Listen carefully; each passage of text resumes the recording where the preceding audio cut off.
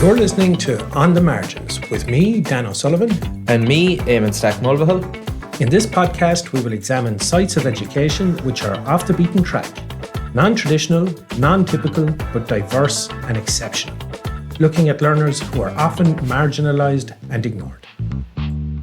Okay, you're all very welcome here this morning to our brand new studio in UL that Eamon has been very busy kitting out this morning. There's a massive amount of nervous energy here this morning, but we are delighted to have Edel O'Donnell, Deirdre O'Connor and Olive O'Reilly, and they're going to talk to us today about a lot of recent success in UL from the travelling community. So Deirdre, I wonder, could I ask you to explain your role in the Access Office? Okay, so my official title is Access Officer. I head up the Access Office here at UL. And the main focus, the primary focus initially was around supporting young people and promoting the idea of higher education to young people and supporting them when they were coming to college. And all of our programs, you know, when schools or communities are on campus, would include everyone. I always had a long ambition that we would have a program that was directly to be supporting the Limerick Traveler community, and that all of us in the office were supportive of that. And you know, at the same time, if you know anything about Access, it's all busy, mm-hmm. and trying to get there and all of that, but it was always there, and it was about timing, it was about everything. And the university had in its strategic plan about inclusive education. It specifically mentioned socioeconomic disadvantage, disabilities, members of the traveller community. So we were right in a space. It was only the question about the action. And the really important thing was that this had to be built on trust, and it wasn't about doing unto people. That was another thing. There has been a lot of history in the country that is negative, and I'm sure people are not proud of. Mm-hmm. And I would like to say this didn't come yesterday or today. There's been people working in all sorts of places, you know, shall I say, from the Access side, trying to support or help or whatever. And like one of those I would give a shout out to, if it's okay, is John Heenahan from the Kenny Business School. He used to engage with women's groups and men's groups and homework club and all of that. And actually he asked me to come one day to chat to some women about the higher education access route.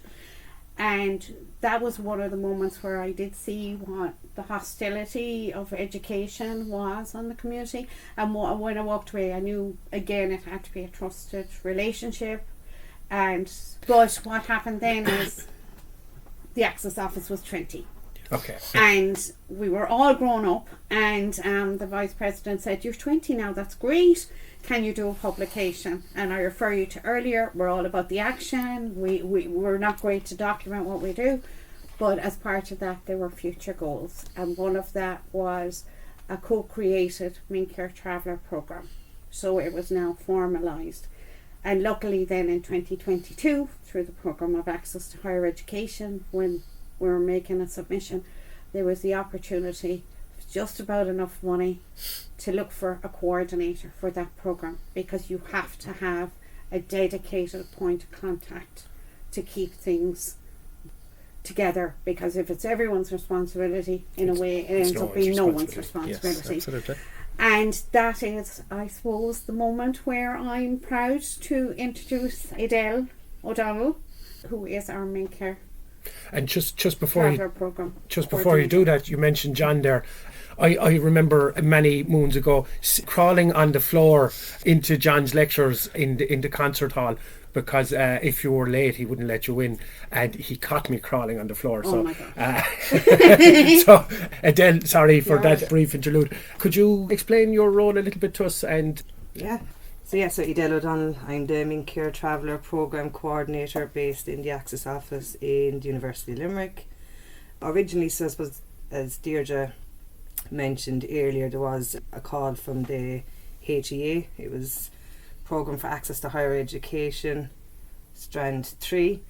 and it was the second phase of funding for that, where Deirdre got the opportunity to include the Ambition for a Mean Care Traveller programme based in UL. So I suppose that's kind of what guides our work, along with the National Access Plan.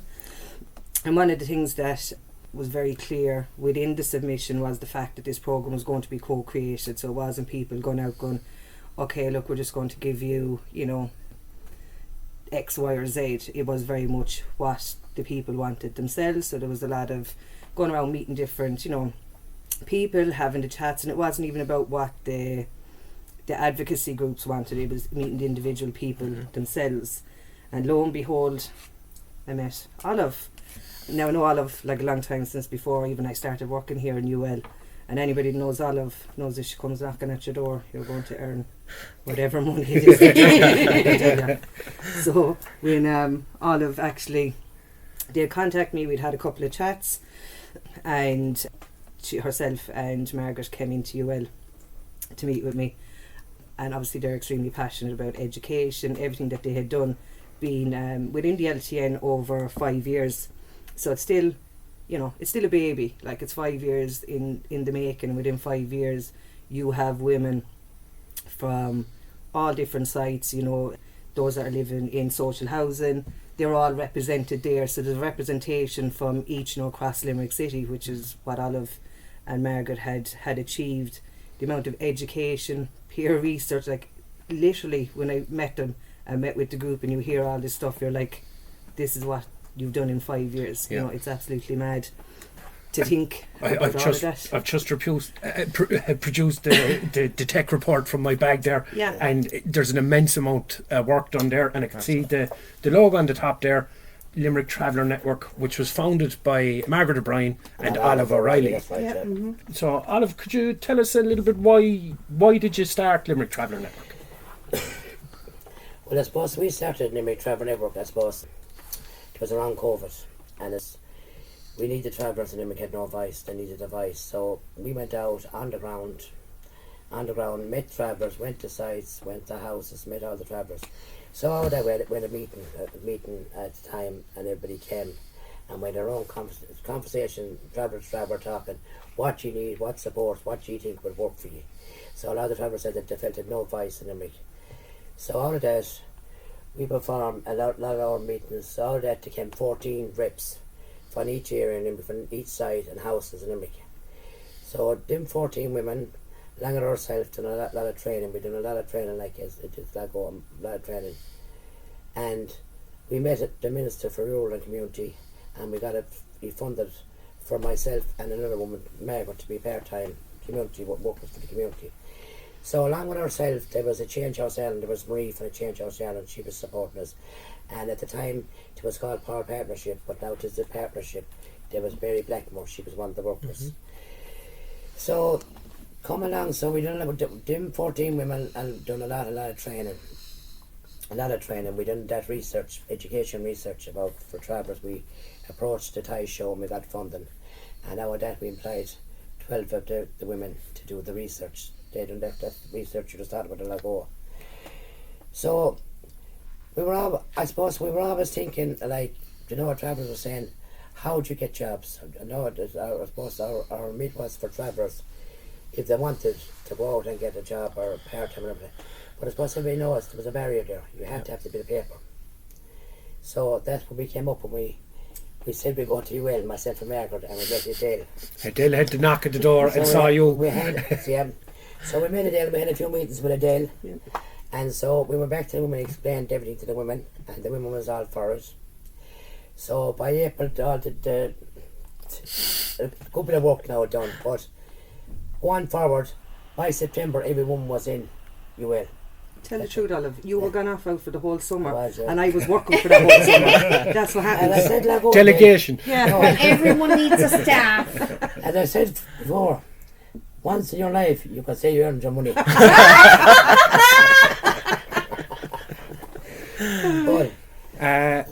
go ahead, Olive. So September came, all the women was in the college. We're all in the college. Very low. It's a credit to the women and for every one of them, and it's a big achievement for the traveller. We're a great achievement for traveller. But for 11 of us to start and 11 to finish, no one never said they weren't going to finish it, you know.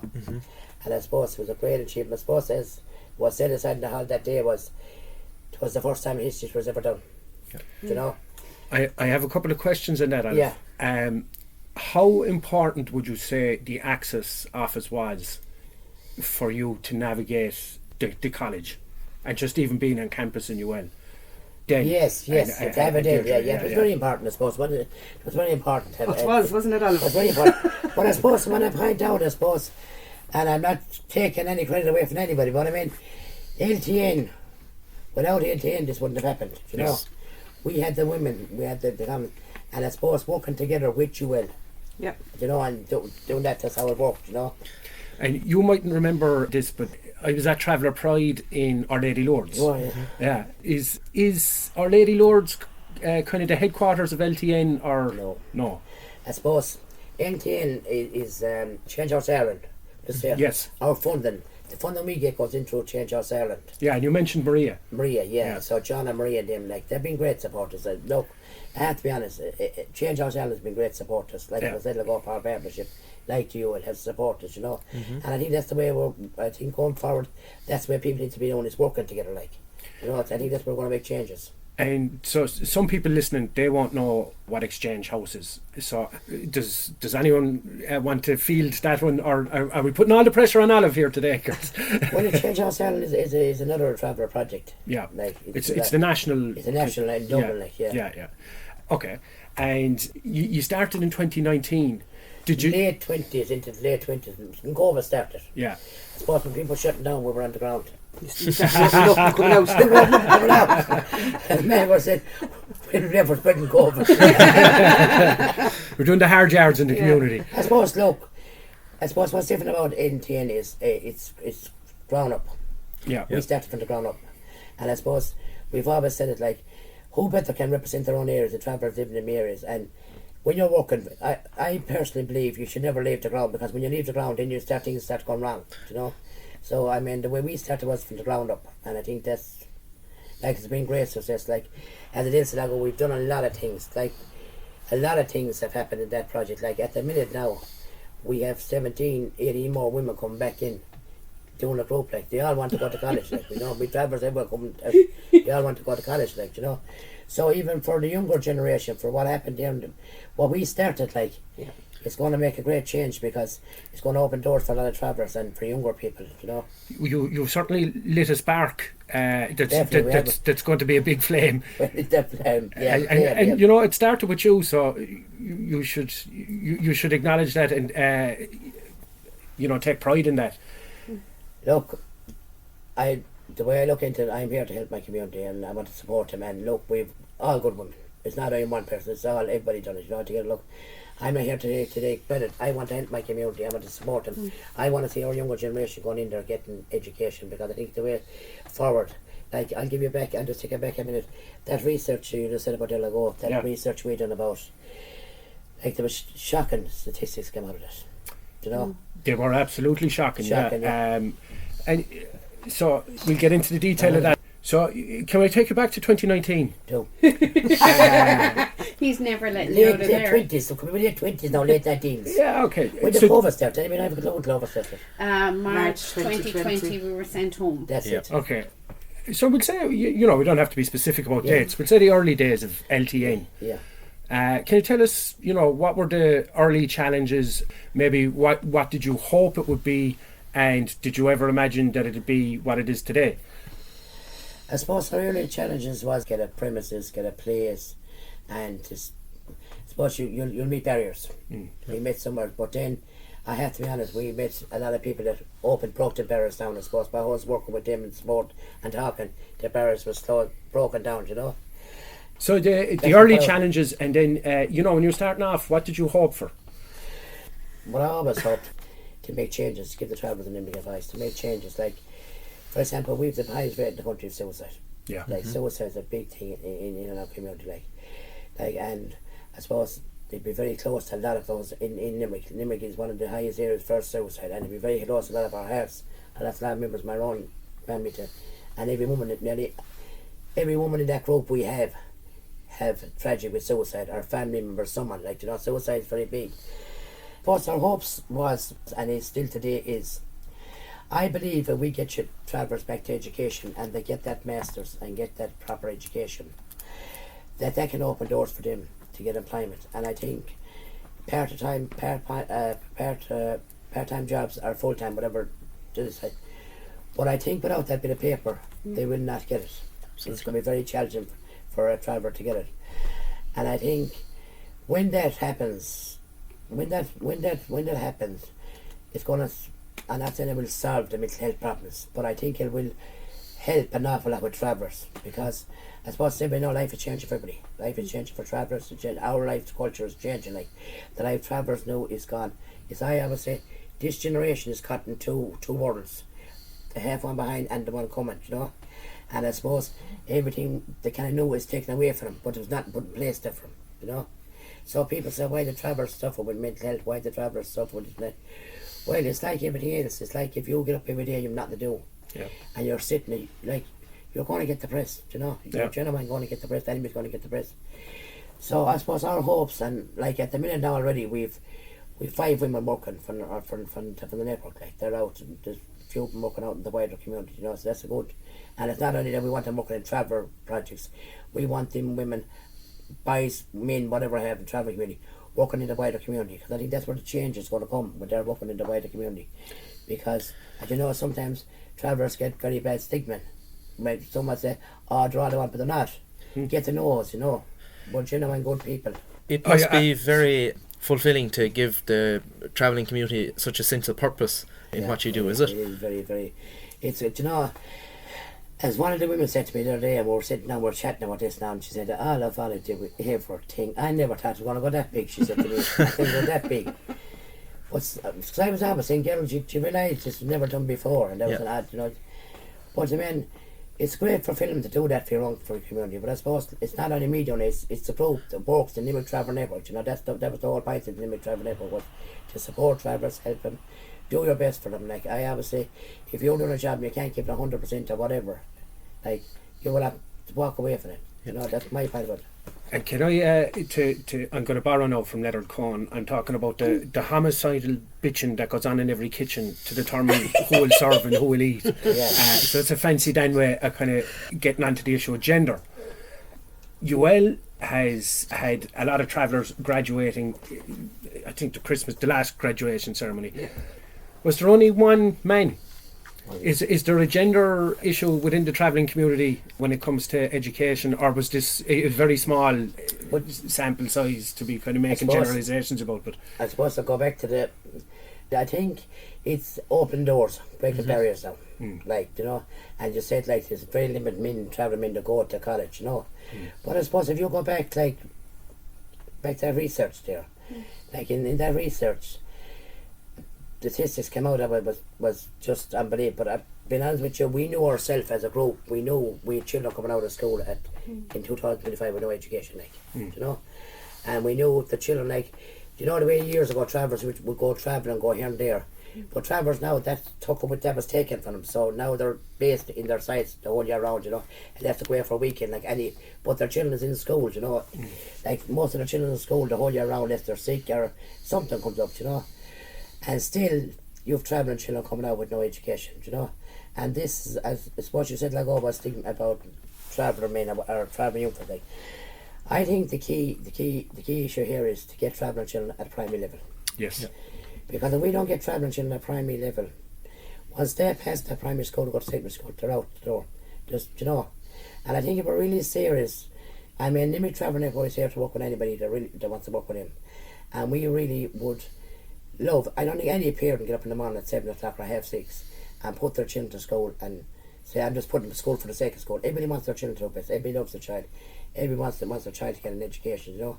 And look, we can't sit here and say tis that, you know what I mean? But I mean, but the system is there, it's not working for travelling children. We've proved in the research we done it's not working. We still travelling children coming out in 2025, 2026 now. We'll probably still have travelling coming out this year with no education. And I mean, if you're putting your child to school the same as everybody else every day, and you're saying, right, you know what, how my child is coming out, you know, with Do you know what I'm saying, Chair? I do, and I think one of the most powerful aspects of research in the tech report was that it was participatory, rather than some fella with notions from the university like myself rocking on and saying, okay, I'm going to study you and I'll write a report and that's how it'll work. It was participatory, it was traveller led. That's right. So the LTN had ownership of the research process, and how important do you think that was, or do you want to Well, I comment suppose on it? it's very important for travellers to be doing the research themselves, you know, because I mean, who better can do research than travellers themselves? Exactly. Like, it's very important for travellers to do it. And you were talking about the primary schools, and you were talking about parents. Parents in the study spoke about feeling judged, misunderstood, intimidated at school meetings. What changes would you like to see in school community communication? Well, I think the thing that I think the thing is missing there at the minute is the link between the parents and the schools. So, like, you've no link between the school and the parents. So, I suppose what we hoped out our research was to bring in travellers and train them up to be the link between the schools and the parents, you know, support education support workers. Is there liaison officers at the The word, homeschool liaison officers, maybe? Yeah, go ahead, Deirdre, sorry. Just before around at austerity, there used to be dedicated Yeah. teachers who liaise between the school and the traveller visitor community. teacher, you know. Yeah, Rosemary and then Taylor they used to be. Remember they her? reassign them back into the system. Oh, they were taken away. Yeah, by the system when we went into austerity. Can I go back to something Of you course, and Alec were absolutely. discussing earlier? Yeah. And you said, you know, obviously just in the graduation we have this fabulous photo of all the ladies on the bridge and who did the masters. There are other students, as you say, we've had other students graduate in the summertime and all of that. We do have other students. The difference between this and other students like Edel may have been introduced or connected to individual students through a variety of ways, and you know, it's talk about what are your educational ambitions. Olive's group as LTN were operating as a group, and they had a shared ambition as what they wanted. They knew that they were smart enough. They had done all their other own training and education, but, and I hope you don't mind me articulating this, but that they, as Olive said, they didn't have the right piece of paper. Mm-hmm. And this is where how credentialism works in the system, that the people keep people down or out by saying you haven't got the right bit of paper, and what they wanted was something that would be confirming something concrete for them. And the reason, sorry, please, you yeah. try to ask twice now. On that, Yeah. was there a battle there, and maybe not a battle, maybe that's too strong a word, in terms of recognition of prior learning being the key to open the door? Did you have to negotiate that space, or was there any challenges that in that, you know, because these women were already in the community, experienced community workers, Yes. and had you to get some acknowledgement to that, or how did you go about that? So when Edel came back and said, this is what the women in LTN want, we had to take a step out. We had to do our research in UL to see what would fit for what they wanted. That was the first thing, to try and establish what was the route. It wasn't about, and it's important, and I'm sure this message has gone out, it wasn't a specially developed programme. No, that's right. It wasn't, let's lower anything or whatever. It was a legitimate entry route which is recognised by the university. And I'm going to pass you on to Edel to talk about the RPL, because she's been very quiet and it is so not It's like unlike her, yeah, it's unlike her. Yes, I suppose just to follow on from that, when I did meet with Olive and Margaret and all that, and you said about all the, you know, the different women and all the stuff that they had done when we went and like we met with the group, like you could see from this whole group, like they were there as a group, they were unified together, they wanted the same thing, but they all had their own individual differences and preferences. So, you know, you had some of the women really interested in domestic violence, you know, some were interested in like youth justice, you know, early years education, you know, third level education, secondary school. So there was all these differences, I suppose, that were coming out through them. But I suppose the one unique thing that they had between them all was that they were all extremely passionate. They wanted, you know, to advocate on behalf of their own community and indeed the wider community as well. So when obviously myself and Deirdre had the chats, and you know, we were kind of looking at what is around it, maybe what courses, you know, that kind of would fit into the area in which, you know, they were experts within the field, and you know, that would kind of keep them together.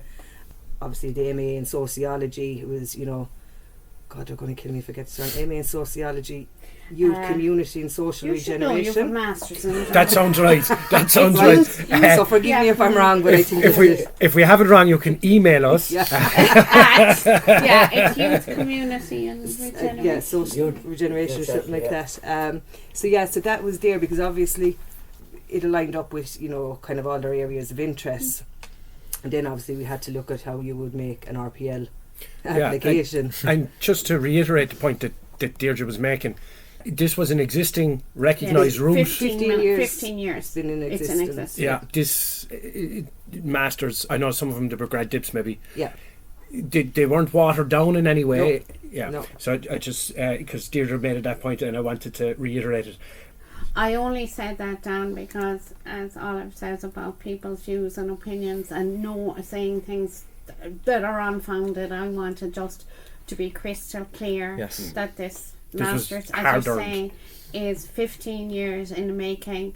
The student grouping every year changes. There are international students, there are students from across Ireland. They're all held to the same standard, and each, as Olive said, each of those students achieved their own ambition and outcome through hard work and tenacity, and maybe sometimes the challenges were greater than another student sitting in their own accommodation with somebody background, you know, or whatever international student. So it must have been massive because I mean I grew up in College Court, and right, you know, which is, you were ready for the party town. So yeah, I mean, like we had to move out of there because of all these damn students and all the partying. But the expectation for me, I suppose, was always there. I was coming here to UL, but I wasn't breaking any ground. I wasn't breaking any barriers. So not only are we making clear here, I suppose, that it wasn't watered down in any way, but there were those existing challenges as well, that you're breaking new ground, not only for you, but for your community. And sorry, that not only was this programme, it's the same standards and all of that, but going back to what we talked about in the beginning, what I said in the beginning about trust. Yeah. So Olive and her, I was going to say your crew, the women, as you call them. LTA. The women. The women had to trust, and Edel was the first face of that trust. Yeah. And each step we took had to be trusting and coming in and making it their own. This was their university. They were university students. They had each of them made their individual application. It wasn't a bulk lot, or, you know, and I know I say this because I'm conscious that there's always naysayers everywhere who want to find something to say. And it's always, along the way, I would say, it has been funny. Edel, obviously. Has been blood, sweat and tears. I sometimes see Edel going like this. Edel's obviously the point of contact. It was important, and Edel, she's never been this quiet. Has the wraparound piece. Obviously there was the academic, the course director, the lecturers and all of that, and that was between the students and that part. And Edel was also there because an unfamiliar culture. You've talked to other students who have been through the Access programme. This is an unfamiliar culture. You've said it wasn't, the expectation was you were going to college. The students come in here and that's the thing, not knowing. And it's our job to go well, I tell you what. And Edel had a lot of I'll tell you what. And obviously, as I say, this was another side of where we had built in the Access Office. We had started with the socioeconomic and the young people, so we had a second strand. So by nature and osmosis, everybody was getting involved.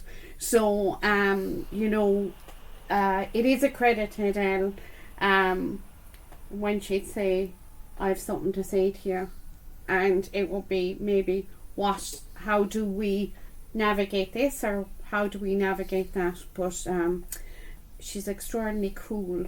That's one of her things to be credited with. Just as well I am, I'd be on Will we high give her blood the pressure, job? I'd be going out sick leave or something. I've had the pleasure of working with Edel now a couple of times over the past few years, and I can testify to everything you've just said being absolutely true, and we're all big fans of yours, Edel. Yes. Yeah. You can send us a check. Until Olive comes back again now, and we can go. I have 17 more people for you, Edel. I'm going away for the summer. Get that sorted out there, and I'll see you in September. Now that So, she mentions As I it, said Olive. before, like, you know, you were talking about the women there, about the women there, like, there's a credit due to the women. Yes. I mean, these women had all young children, most of them had young children, most of them had families, issues outside, issues inside. But never once did one of them women say, I'm not doing it, I'm not going. You know? Yeah. So it's like... But you have to say, Olive, that was down to, we'll say, yourself as well was a big driving factor in that, because, you know, everybody struggles at times, and it's like, there's often times you might get up here and go, God, I have to go to work again today. Like, geez, you know, everybody has those moments when there's stuff going on, but because they were really good, the 11 women have a really brilliant like relationship together, and we had good laughs and flags and stuff like that with the Copperman and Brown Thomas, that's the copper man, we had a WhatsApp, and in the WhatsApp everybody said, we'll meet at the Copper Men. Don't people call them Brown Thomas in the Finnish, Brown Thomas. It's the closest I've ever got to Brown Thomas anyway. yeah. So just going back to the report again, that kind of points to a strong desire from young travellers for cultural pride and, you know, spaces where they can be proud of being travellers. Do you want to talk to me a little bit about LTN and Traveller Pride? Myself and Eamon did go to Traveller Pride last year in Our Lady Lourdes. Yeah. Can you tell us how important that is? Or Well, I suppose it's very important for travellers. Traveller Pride is very important because I suppose it's letting people, I suppose it's about our culture, what we believe in and stuff like that. So it's very important for travellers, like very important for them. And so you were talking about the primary school, Olive. You were saying, you know, if they're not prepared leaving primary school and they're unprepared entering secondary school, you know, consequently then they can't see a path to higher education. Obviously LTN has done something to change that narrative. Every one of those graduations is planting a seed for the future, because I suppose there's an element to see it to be it. So every traveller child in Limerick now has seen that graduation. All those mothers, their children are looking at that now and saying, yeah, I can do it too. Do you think LTN has kind of broken the narrative that travellers don't go to college? Well, I think, like, as you said, like, it was never done before. There was never that many travellers in their lives, and this itself went down in history. You know, like, it was said in the UL, like, it was never done before, I suppose. I think we've broken barriers. I think LTN has broken barriers. And I suppose you did you've broken that barrier. Do you think the fact that it was kind of a good sized group of you, the interpersonal kind of relationships and having each other to lean on, so let's say you were to try this in another university, would you say start off with one or two, or would you say no, don't start with one or two, you need 10 or 15 so they can lean on each other? Well, I suppose, look, it's different. Every university is different, every place is different. But I suppose we started off because we had the group together. That's how we started off. We had that group, and they wanted to go to education, wanted to third level. But I suppose I can't see where this can happen. It cannot happen again. You know what I mean? At the minute, I was saying to tell this today, we have another women already contacted us. Women like they want to go back. You will. They want to. Knocking her number. Like we people from all over Ireland saying, we want to go to them, we want to do this. Yeah. You know, and how did you do it? And how did you do this? You know? Yeah. And I suppose, are you under a lot of pressure now as a result of this? but I suppose Look, you say pressure. For me, it's a passion. Yeah. I want to help my own community. That's what I started off, and then when I genuinely want to help my own community. I've seen in our own community, I've seen parents, like the tragic in the travel community is just gone past it. Like, in every instance way, suicide, children sending children to school, not coming out in education, like everything like that impacts your health, accommodations, everything like. And I mean, what the NTN want to do is like we have, as I said, like we have people from each area in Limerick. We want to come together to work with the council, to work with the agency, to work with anybody want, work with you or work with anybody, support. So we can all sit at the table and work together and try to make lives better for travellers, you know. That's what NTN is for, it's from the ground up. Yeah, would you say that for traveller students to see one of their own succeed, the belief that you've sown, do you think this is going to have an intergenerational effect? I definitely do. Yeah. Then as part of the wider society, you know the kind of stereotypes about travellers. They don't want to learn. Yeah. They don't want to be part of it anyway. And do you think you've broken some of that stereotype? I think definitely we've broken. Definitely, I think it's been broken now. Because I mean, I said like, these women, the commitment these women make, like it's unbelievable. As I said, the challenges outside, the families, children, everything. And I mean, they still went there and done it. You know, showed that they're willing to do it to get the chance. You know, and they did it. Like, you know. Let's say now I was to wave a magic wand and say, Olive, you are now the Minister of Education. you can change what you want. And I'm talking now about systemic inequality, delayed assessments, high levels of segregation, automatically being pushed into special classes because you're a traveller and it's just assumed, and low expectations and these type of systemic inequalities. If you were the Minister for Education, this is a big question now. Yeah. No pressure on No pressure on it. What would you do to dismantle these kind of patterns? Well, if I was the Minister for Education, I'd come out on the ground and meet the families, meet the traveller families. Because I think a lot of times, a lot of people is up here, and then there's the middle part, and there's no one ever on the ground. You know? So are we extending an invite to the Minister? Well, I think the Minister was invited on the day of graduation. They were. She was in Strasbourg. Yeah. May be available for the next one. Yeah. Yes, indeed. And I think that he did ask for all the to share the to media share. and stuff. And that with the media. Can Go I ahead. throw something in as well? We often think about... No, what? She wants to finish what she was going to say. When is the question you asked me? Sorry, if you were the Minister. If you were the Minister tomorrow, Minister Olive. If I was the Minister tomorrow, don't say what I'm saying, I'll cut out a bit of it. Look, I suppose it's like everybody else, as I said, like, the ministers are up there, there's no one blaming anybody here for the system. Look, we all have to work together, look. But what I'm saying is the system we have is not working for the travelling community. So if I was the Minister tomorrow, I'd be asking the question, we're putting so much support here and there, and still I'd be looking at this report that the Limerick Traveler Network done. I said, how is this happening in 2025? You know, how is this actually happening? What is wrong here? What are we missing here? Do you know the section? So I'd be looking into all that, and I'd be going down, I'd be contacting NTN, and I'd say, I contacted him and done the research. How can we work together to support you to make things better for your children? So we don't have this in years to come, that this change, you know? Because I mean, I said, like, if we don't get kids at primary school, they're lost. Yeah, and it is not going to affect them for the rest of their life. I'll give you an example, Eamon. Like when we did that research, we have places here in Limerick that travellers don't have homework classes. Yeah. They don't have homework classes. They don't have no support. No. To build on that, if you don't mind, I might pose a question to Deirdre, because with Access and with it's the Midwest cluster, if I'm right.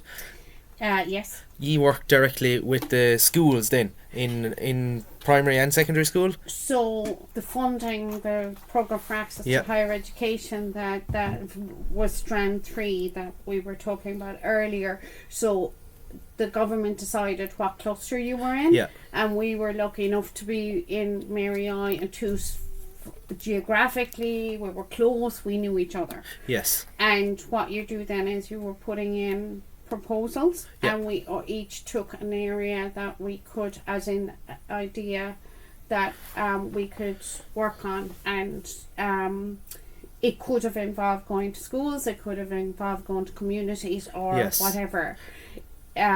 With respect to What UL do you do? and Yep. the Access Office, so we have an academy for children, Mhm. and that works with primary schools. The children decide what they want to learn about. It's about agency, and the coordinator Jackie comes back in, and then we find somebody to go out to school to do that and that sort of thing. And then we've second level engagement, and our destination college, and that's what you were asking me about going out to Yeah, schools. I suppose on that, this is the graduation of the Traveller ladies in the last couple of months. That it has an impact, and it, as you said, there's so many more signing up now to do masters here in UL. Has an impact on the primary and the secondary level yet, or is that hopefully going to come down the road? Is it too early to tell you? Well, maybe? it's too early to tell yet. Yeah. But there was one thing when Dan asked Olive about the importance of role models. Yes. Of success for travellers, for the younger people. It's also really important for, am I calling us the settled people now or the country people? For them to see. Can you say buffer? No, Can we say buffer? I was introduced. I would never say a word like that, but of our equivalent. But yeah, I was told there was another. But it's important for any of those three categories. Yeah. To also see success in the Yes. traveller community, because it isn't just about Yeah. we can do, but it's also for us to change the lens. Yep. If you think about, the majority has laid out how it's all going to be for so Yep. long and all of that, but to see change and go, you know, Maybe. sure, it's perfectly normal. Yep. You know what I mean? It's changing the conscious bias in the Yes. travelling community, and it's Yeah. changing the unconscious bias What? for everyone So else. you were there talking about primary schools. So you have a service for primary schools, secondary schools as well. Have you linked? Have you? A program Do that we works have with primary programs? schools. Sorry. Yeah. Sorry, Yeah, John, good. we'll No, yeah. can you put it off? 'Cause I You didn't got know the that now. point anyway. I did. I didn't know that now. The primary, we've an academy for children, Limerick, 5th and 15th 6th county, class. 5th and 6th class, and yeah. Oliver's I- going straight to the office with you after to Yeah, discuss how I'm we sure should. I am. all of them. Because we So were just right beside him, and I've nothing about you. just so we understand that the 5th and 6th class in the school, like you mentioned But can you come earlier, back to now what you said now, go Which Deirdre, bit? yeah, about dish areas, Dish right? areas. Now, yes, here is an issue. I had this conversation a few days ago, right? yes, So in Limerick here, you have a lot of dish areas. There's a lot of sports Yes. going, even for the traveller. Now, it's not that the travelling community is specifically getting the sports, yes, but the support is there for the wider community as well in the dish schools and stuff. yes. Now, so come back to travellers that's not living in dish areas. They have no homework classes. They have nothing. And this is where these, you know, we found in our in DNTN is here's when we need to put support in straight away where there's a gap, you know. So we need to get them children at an early age, so they have the same supports as most of the travelling children have in this areas, you know. So, Olive, I wonder, could I ask you, you know, there's different parts of Limerick, and there'll be certain parts of Limerick that'll be thought of as being wealthy, and there'll be certain parts of Limerick that will be seen as being disadvantaged. And in some of the disadvantaged communities, there'll be additional supports, and, you know, there'll be blanket support just because that particular area is seen to be disadvantaged. However, travellers live all over Limerick, and some travellers live in parts of Limerick that will be seen as being affluent and having a lot of advantages. Is there an issue perhaps with travellers who live in areas that are considered to be affluent in terms of access to services that maybe travellers who live in areas of the city that are considered disadvantaged get? Yes, there's a lot of difference, because if your travellers living in, as you said, high top end areas, I pronounce them, there's no services, no homework classes. We have one particular place in Limerick. There's no homework classes, no summer camps, no support at all for the travelling children completely. And I think if we're serious about education and want young travellers to get the best out of education, we need to put the sports in there. So I suppose the one part of the role of the Limerick Traveler Network would be, when we done a survey or we looked into it, we found parts in Limerick that was traveller families living in that had no services. So I suppose going forward, our role is to not like we want to make sure that when there's a gap for services, how can we work with people to get that service in there for travellers? Because as everybody know, early intervention is very important for travellers, and if you don't get traveller children young, like as I said, like when they go into secondary school, it's no good. It's too late for travelling children. Like, and if we're here today in the university talking about the 11 women that done the masters in the UL, like how good to us is that. If we really want to see, let's really focus on our younger generation. That we want that for the younger generation, and now we need to put the sports in and have that happen. Have children go back to third level education. And I know you're a great advocate of being on the ground. I suppose like any good manager will tell you, you don't know what's going on unless you walk around the shop floor. Is there a communication gap or an information gap sometimes when it comes to services? You know, there might be services that exist, but there's no established way for services to communicate with people in certain areas, or you know. And I suppose that's where we come in, the Limerick Traveler Network. As I said, like, we've reps from each area in Limerick. So we have people come and find out, like, I'll give you an example. We went out and we found out what services in each area, what's missing. And then we'll say if there was travellers living in the area and there was good services there, well, we wouldn't overlap our work, because overlapping is the service is already there. So how can we get the travellers, if there's travellers not involved in them services, how can we get them into them services? And in areas that haven't services, trying to get the services in there. And when we talk about services, I think earlier you mentioned, like, just going to the GAA club, you have to pay a sub. If we're going to the boxing club, you have to pay a sub. And if you're a traveller in a certain area of the city that's maybe considered disadvantaged, that's looked after through, there's funding available maybe. And then if you're in another area of the city, and then in another area of the city as well, they're probably looking for a bigger sub, because they're thinking the people who live here have bigger jobs and are better able to pay. And if you're a traveller living in what would be considered a wealthy area, maybe you're being asked for your kid to do the hurling or do the boxing or do the rugby, they're asking you for more than you have in the kitty.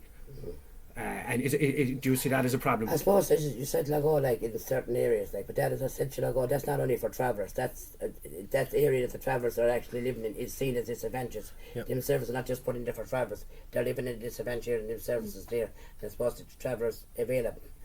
But as I said to you, in other areas, then you've travellers living in areas that they're not seen as disadvantageous. You know, and the service is not there for them. And even for the homework classes, for children for homework classes, services not there. And so would you say if you're a traveller living in a wealthy area, you're almost at a double disadvantage, because the other existing services aren't there, and that's a real problem for travellers? Okay, we're kind of getting towards the end. If there's anything burning that you want to say? No, what's Olive? So I might ask Olive, maybe, what's your hope for the next generation of traveller children? I suppose my hope for the next generation of traveller children, that we don't have, like what this generation have, high rate of suicides, children coming out of school with no education. And I suppose what I want for the future for traveller children, that they can go to college, go to school, get a good education, come out with that job, that they can mortgage their own house, that they can be independent themselves, get a good job and live a good life, and not living on the system. You know, that's what I hope for them. Okay, and then maybe to Edel and Deirdre, what are UL's priorities moving forward when it comes to traveller access, participation and success? Block Olive. What are UL's priorities moving forward when it comes to traveller access? I suppose the programme itself is co-created, so like that it is, as Olive said, like meeting people on the ground, or Olive giving everybody my number and I meet with them then. But like that, it is co-creation, so it is, you know, what do they want to do, because, you know, obviously it was great for the women. They had the 11 of them from the LTN, and they completed that course because that was their area of interest. But, you know, travellers aren't limited to just studying, you know, sociology. There's people that may want to be a nurse, there's people that want to be solicitors. You know, the university is open to, you know, to everybody, and it's there for whatever they choose that they want to study. I suppose that's our aim, that we can, you know, help support them, really. I have something to say, but I leave Deirdre in there first. Yeah, and just I want to echo what Edel is saying. bringing it back to basic principles. Yep. This is co-creation. So now when I first put that in the document, people go, but what do you mean by that? Is it going to be coming on here or there? It's as Edel said, each individual has their own ambition in their education. Why they want to get to where they want to, or how, or all of that, is individual. It's not, and this isn't the only course that is around. And you know, it's about listening to what people want and us helping to facilitate them on the journey within what is within our gift to help with. Like, we can't make huge government system changes, but going back to our priorities is to keep doing what we're doing well, to listen, to hear, and to make sure that trust remains, that it doesn't become you know, that communication is clear actually about what we can do, what we can't do. We can't, but we might know somebody that redirect people to that's about a different kind of area, as Edel said, if it was reading, sport or whatever. So that's it, and it's to, I suppose, be authentic in the conversation, that we're just supporting other people to get to where they want to get to. Go ahead, Olivia. No, I would say as well, you know, but saying I go, but the travelling children going to this event years, getting all the supports, like, I just want to make it clear that most of the parents, the travelling children, that is from this event years, and they're still coming out without education, you know. So I think there's it's in the tech report. They said there was an issue with teachers not understanding traveller culture. Maybe they should do some sort of Culture awareness. Training. some training CPD around traveller culture. So we're going to leave that one maybe float out there and see, can we do something about that? Maybe that's because it's like, as you were saying, Deirdre, you know, there's some things we can do, there's some things we can't do. We can't make massive societal changes just because, but We want them. But we actually can, I think, and I think Limerick Traveler Network has shown that we can, or that they can, certainly. I'm not sure the word "we" is appropriate there. And maybe just to finish, just to say, I think Limerick Traveler Network has lit a spark. It's you know, it's going to be a light in the dark for some of the traveller people who are experiencing depression. As Olive alluded to, I think a lot of that is rooted in exclusion, stereotypes and biases, and I think Limerick Traveller Network is certainly challenging that. So I'd like to thank you for the work you do, and everyone involved in Limerick Traveller Network. And to Deirdre and Edel, you know, I'm a massive fan of Access, and I continue to be. Anything I can do to support your work, I'm more than happy to do so. Can I just throw in this? This was just to say to Olive, and obviously to the women who didn't, like, it is a fantastic achievement. I was kind of wanted to draw on something you said there with the culture awareness training. And this is for like anybody who listens to this. And sometimes people don't mean it in a bad way, you know, whatever, but you could have a group of travelling children who are in school, and then people are going, oh my God, look at that great success. 11 travelling women went, they got masters, this is great. You know, you can do this if you want to. Almost, you know, probably without saying it, it's putting that issue back as in the problem is with you. And it's unintentional, it's well intentioned, but it's not helpful. Just to kind of, you know, I think like kind of like be mindful, kind of, you know, watch that narrative, because you don't want to take from a fantastic achievement to all of a sudden have it kind of like flip in a child's mind to kind of go, oh God, you know, I'm never going to make there because I'm the problem. Do you know what I mean? So with that support, with It's that individual. Yeah. It's kind of accidental othering, Yeah. well-intentioned othering, but Yeah. othering nonetheless. Yeah. And I just wanted to clarify when you said that I didn't think it would make societal change. I do think we can make societal change, because my point was not just do travellers need to see themselves as success, but the word that you said, that we also need to see that success too, because that's what changes the mind about engaging with people and seeing them in a different way. Settled people, I wasn't quite sure. She never gave me the nod on which word I was using. But what I was saying is we can't make system change, as in we can't make system change, in that there are systems and structures that are controlled by government through education, through, as you say, about maybe sites or community councils that are systemically creating barriers which people may never in this day and age want them to have been barriers, but they have become barriers. I heard, I was at a meeting a while back, it was Department of Education, and there was somebody from down in Cork. She works from the traveller community, works with the travel community, and she was talking about the students doing their schoolwork. And she said it's really difficult for those young people because they're doing it on their phone, and the problem is the broadband is the Wi-Fi is sketchy because the county council won't put a pole close enough to the site that is consistent. Mm-hmm.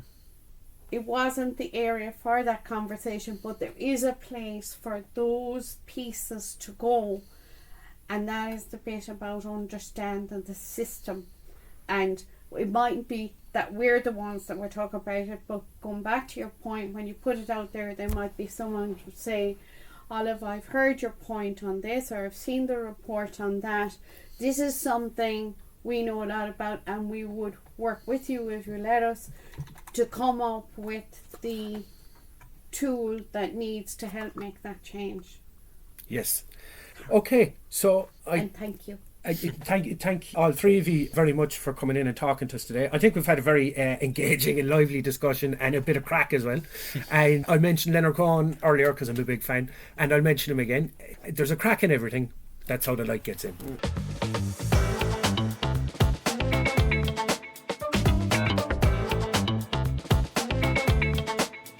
Thank you for listening to this episode of On the Margins. If you enjoyed this podcast, please follow and subscribe on all your usual platforms or wherever you get your podcasts. You can also check us out on our website, aidonthemargins.com, for more info, content and upcoming events. See you soon.